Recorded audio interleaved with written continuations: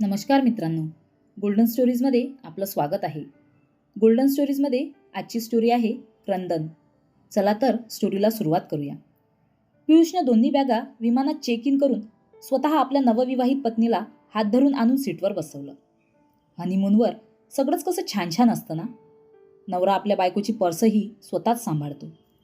ती दमली तर तिला उचलूनही घेतो. ती उदास आहे हे जाणवलं तर खंडीभर जोक सांगून तिला हसवायला बघतो. पियुष आणि कोकिळाचं लग्न ठरवून झालेलं होतं. नव्या लग्नाची नव्हाडी होती. एकमेकांकडे चोरून बघणं, हळूच हसणं, हातात हात घेणं, हे सगळं त्यात आलंच. हनीमूनही खूप छान झाला. एकमेकांवर प्रेमाचा वर्षाव केला. एकमेकांच्या इच्छापेक्षा समजून घेतल्या. मत जाणून घेऊन मान दिला.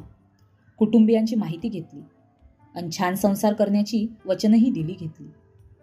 पियुषनं हनीमून ट्रिप सर्वार्थानं यशस्वी झाली. म्हणून खूप श्रम घेतले होते. आपला आयुष्याचा जोडीदार उत्तम आहे याबद्दल कोकिळेच्या मनात कुठलाही संशय नव्हता. पियुष स्वतःचं काम मनापासून करत होता. भरपूर कष्ट करायचे आणि भरपूर पैसा मिळवायचा. काम प्रामाणिकपणे करायचं आणि खोटा पैसा घ्यायचा नाही. हेच वय कष्ट करण्याचं आहे. दमलो, थकलो म्हणायचं नाही. चिडचिड करायची नाही. कोकिळानंही त्याची कमाई प्रेमानं, अभिमानानं हातात घेतली. गरजेवर आधी खर्च करायचा. काही रक्कम शिल्लक टाकायची. उगीच मोठेपणाचा आव आणायचा नाही, हे तिनं ठरवलं. एक दिवस तिची मोलकरीण उशीर आली. का गं, उशीर केलास? तिनं विचारलं. आपल्या अंगावरची वळ व सुजलेला चेहरा दाखवत मोलकरीण म्हणाली, काय करू ताई, काल नवरा पुन्हा दारू पिऊन आला आणि तमाशा केला. स्वतः कमवत नाही, मला पैसे साठवू देत नाही. माझ्या पैशानं दारू पितो, आम्हालाच मारतो. पण तू सहन का करतेस? म्हणून म्हणतात थोडं शिकावं. राब राबून पैसा मिळवायचा आणि वर मारही खायचा. आता नवरा छडतोय, मोठा झाला की मुलगा तेच करणार. कोकिळा मोलकरणीसाठी वाईट वाटलं होतं. त्यावर उपाय शोधायला हवा हे तिनं ठरवलं होतं. सायंकाळी पियुष घरी आल्यावर तिनं पाण्याचा ग्लास त्याच्या हातात दिला. त्याचं पाणी पिऊन झाल्यावर तिनं त्याचा उजवा हात आपल्या पोटावर ठेवला. खरंच कोकी? आनंदून पियुषनं विचारलं. तू तर माझ्या आयुष्यात इंद्रधनुष्याचे रंग भरलेस ग. आपल्या दोघांच्या संसारात तिसरा जीव येतोय याचा मला किती आनंद वाटतोय. तुला काय हवंय ते माग, मी देईन, तो आनंदून म्हणाला. मला जे हवंय ते सगळं तुम्ही मला दिलंय, आता मला काहीच नकोय. कोकिळाही खूप आनंदात होती. मला कोणी नातलग नाहीत, तुझी आता काळजी घ्यायला हवी. आपण तुझ्या आईची मदत घ्यायची का? पियुषनं विचारलं. ती दोघं कोकिळाच्या माहेरी आली. माहेर तिचं गावातच होतं. आनंदाच्या बातमीनं कोकिळाच्या माहेरीही आईवडील प्रसन्न झाले. आईनं तर तऱ्हेची पक्वानं तयार करून लेकीला जावायला जेवायला बसवलं. तेवढ्यात कोकिळाचे वडील 2 हातात दारूचे ग्लासेस घेऊन आले. बाबा, हे काय करताय?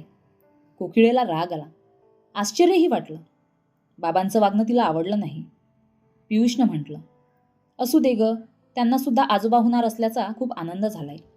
तेच सेलिब्रेट करताहेत ते. तू शांत राहा, अजिबात वाईट वाटून घेऊ नकोस. पण त्यानंतर तर ही पद्धतच रूढ झाली. केव्हाही कोकिळाच्या माहेरी गेलं की सासरे जावई दारू प्यायचे. त्यामुळे कोकिळाला माहेरीही जावंसं वाटेना. पण या अशा अवघडलेल्या अवस्थेत तिला माहेरची मदतही गरजेची होती. बघता बघता कोकिळाचे दिवस भरले आणि तिनं जुळ्या बाळांना जन्म दिला. एक मुलगा, एक मुलगी. त्यांचं चौकोनी कुटुंब पूर्ण झालं. दोघांच्या आनंदाला पारावार नव्हता. दोन्ही बाळांचं दोघं मिळून करायची. सुरुवातीला अवघड होतं, पण हळूहळू सगळं सवयीचं झालं. दिवसा माझी बाळं मोठी होत होती. बाळांच्या बाळलीला दोघांना तृप्त करत होत्या. कामावरून परतल्यावर दोन्ही बाळांना खेळवणं हा पियुषच्या आयुष्यातील आनंदाचा भाग होता. कोकिळा देखील न दमता घरकाम व बाळांचं संगोपन उत्तम करत होती. एका सायंकाळी पियुष बाहेरून आला तेव्हा कोकिळाला दारूचा वास आला. ती दचकली. तिनं धसकून विचारलं, तुम्ही पिऊन आला आहात? अगं, तो मोहित आहे ना, त्याचं प्रमोशन झालंय, त्यानं पार्टी दिली. सगळेच मित्र पित होते. त्यांच्या अतिआग्रहामुळे पियुष पटकन तिथून उठला आणि आपल्या खोलीत गेला. आणि नंतर तर रोजच पियुष पिऊन घरी येऊ लागला. रोज नवं कारण असायचं. कोकिळा त्रस्त झाली. मनात अनामिक भीतीनं घर केलं. असं कसं चालेल पियुष? तुम्ही रोज पिऊन घरी येता. रोज कुठलं तरी कारण असतं तुमच्यापाशी. मित्राचं ठीक आहे हो, पण तुम्ही व्यसनी झाला आहात. सवय लागली तुम्हाला. इतक्या कष्टानं उभारलेला धंदा, आपला संसार, सगळ्यांवर त्याचा परिणाम होतोय. दारू फार वाईट असते. कोकिळेला रडू फुटलं. नाव कोकिळा, पण बोलतेस कावळ्यासारखी कर्कश, चिडून पियुष बोलला. कोकिळाही चिडली. रोजच पिऊन आल्यावर तुमचं कौतुक करायचं का? रात्री दोघंही बोलले नाहीत. पण सकाळी लवकर उठून पियुषनं चहा केला. कोकिळेला उठवलं. हात जोडून तिची क्षमा मागितली. मला क्षमा कर कोकी. तुला आवडत नाही ना? मी आजपासून दारू सोडली. नाही पिणार यापुढे. आणि खरोखर तो प्रयत्न करू लागला. त्यानं पिणाऱ्या मित्रांमध्ये मिसळणं बंद केलं. तो पार्ट्यांना जाईना. सायंकाळ तर घरातच बाळांसोबत घालवू लागला. कोकिळाही खूप आनंद झाला. आता सगळं नीट होणार हे समाधान तिला लाभलं. एखादा आठवड्यात जेमतेम झाला असेल. अमेरिकेहून पियुषचे काका कधी नव्हे ते आले. येताना महागाची दारू बाटली आणली होती. कसाबसा पियुषनं दारूवर ताबा मिळवला होता. घरात नेमकी दारूच समोर आली. त्यानं काकांना टाळण्याचा खूप प्रयत्न केला.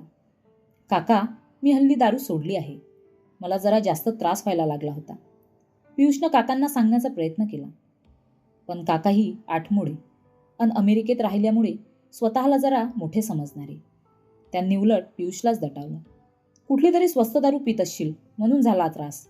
ही अमेरिकन महागडी दारू पिऊन बघ, मग मला सांग. आम्ही अमेरिकेत रोज दारू पितो पण काहीही होत नाही. आपला मोठेपणा मिरवण्याच्या नादात काकांना दारू सोडणाऱ्याला माणसाला दारूचा आग्रह करू नये एवढा पोचही नव्हता. दारू शेवटी दारूच असते. देशी काय अन विलायती काय. आलं. पियुषला तेवढंच निमित्त पुरलं. काका होते तोवर रोजच दारू होती. कोकिळाचा जीव कासावीस व्हायचा. मी त्याला विनवायची, धमकी द्यायची, पण त्याच्यावर काहीही परिणाम होत नव्हता. उलट एक दिवस तो तिच्यावरच चिडला. तुला म्हणायचंय काय? कधी नव्हे ते काका आलेत. त्यांना सांगू तुम्ही एकटेच घ्या, मी तुम्हाला कंपनी देऊ शकत नाही. तू थोडं समजून घेता, मी फक्त कंपनी देतोय. ज्या दिवशी काका जातील मी दारूकडे बघणारही नाही. तू काळजी नको करूस, मी वचन देतो.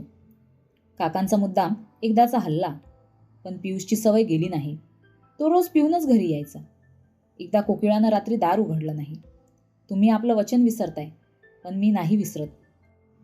यापुढे पिऊन आलात तर घराबाहेरच राहा. मी दार उघडणार नाही. ऐक कोकिळा, आज घरात घे मला. यापुढे मी बाहेरून पिऊन येणार नाही. घरीच घेत जाईन. मग तर चालेल ना? पियुष, मुलांवर काय परिणाम होईल याचा विचार करा. बरं तर, मी बाहेरच्या गॅरेजमध्ये बसून पीत जाईन. कोकिळा काय बोलणार? दारुडाला स्थळ, काळ, नाती कशाचंही भान नसतं. त्याला फक्त दारू हवी असते. नाराजीनं का होईना, पण कोकिळानं त्याला गॅरेजमध्ये बसून पिण्याची परवानगी दिल्यावर तो रोज सायंकाळी गॅरेजचा दरवाजा आतून बंद करून दारू प्यायचा व जेवायला झोपायला घरात यायचा. त्या रात्री तो दोनदा धडकला. त्याला तोल सावरता येत नव्हता. पियुष, काल रात्री तुम्ही अख्खी बाटली संपवलीत. कसं सुटणार हे व्यसन? तुम्ही पक्के दारुडे झाले आहात, चिडून कोकिळानं म्हटलं. मला माफ कर कोकिळा. आता बघ, फक्त 2 पेग. यापुढे तूच बघ, फक्त 2 पेग. तो गयावया करत होता. सकाळी उठला की पियुष क्षमा मागायचा. रात्र झाली की दारू त्याच्यावर अंमळ गाजवायची. त्या रात्री पुन्हा एकदा प्रचंड पिऊन घरात आला तेव्हा कोकिळाचा पारा खूपच चढला होता. तिनं त्याला खोलीत येऊ दिलं नाही. ती चिळून म्हणाली, माझ्या आणि माझ्या मोलकरणीच्या नवऱ्यात एवढाच फरक आहे की तो तिच्या पैशानं दारू पिऊन तिलाच झोडपतो आणि माझा नवरा स्वतःच्या पैशानं दारू पिऊन गुपचूप झोपून टाकतो. पण शरीराची नासाडी दोघांच्याही होतेच आणि आमच्या संसाराचाही सत्यानाश होतोच. पियुष, यापुढे माझ्या खोलीत यायचं नाही. यावरून दोघांचं कडाक्याचं भांडण झालं. पियुष दुसऱ्या खोलीत जाऊन झोपला. हळूहळू दोघांमधली दरी वाढू लागली. कोकिळा पियुषवर खूपच नाराज होती. आता तर तिनं त्याला काहीही म्हणणं सोडून दिलं होतं. हल्ली पियुषची तब्येत सतत बिघडत होती. तो खूप अशक्त झाला होता. डॉक्टरकडे गेला तेव्हा फार उशीर झाला होता. त्याचं लिव्हर फार कामातून गेलं होतं. डॉक्टरांनी त्याला कितीतरी टेस्ट करायला लावल्या. रात्रंदिवस डॉक्टरांकडे फेऱ्या मारून कोकिळा थकून गेली होती. पियुषला सांभाळताना तिचं मुलांकडे दुर्लक्ष होत होतं. तिच्या मैत्रिणी तिला मदत करत होत्या. सगळ्या तपासण्या आणि उपचाराचं बिल 18 लाख रुपये झालं. दोघांच्या पायाखालची जमीनच सरकली. इतका पैसा कसा उभा करणार? जमीन, सेविंग, सोनं नाणं सगळं विकावं लागणार. शेअर्स व इन्शुरन्सची कागदपत्र घेऊन कोकिळा व पियुष वकिलांकडून परतून येताना कोकिळाला रडून अनावर झालं. पियुष, हे काय होऊन बसलं आपल्या सुंदर संसाराचं? कुठं होतो आपण आणि आज कुठं आहोत? तुम्ही खूपच आधीचं सावध व्हायला हवं होतं. कोकिळीची स्थिती बघून पियुषचेही डोळे भरून आले. खरंच किती सांगत होती कोकिळा. त्यानं तिचं ऐकायला हवं होतं. संसार, मुलं सर्वांकडे दुर्लक्ष झालं. आता काय होणार? डबडबलेल्या डोळ्यांना समोरून येणारा ट्रक दिसला नाही. गाडी ट्रकवर आदळली. पियुष व कोकिळा जागच्या जागीच ठार झाली. त्यांची जोडी मुलं या जगात एकटी पडली. कोण त्यांना सांभाळणार? नावाडी जर नाव बुडवायला निघाला तर नावेत बसणाऱ्यांच्या जीवाची काळजी कोण घेणार? तर मित्रांनो, तुम्हाला ही स्टोरी कशी वाटली कमेंट करून सांगा.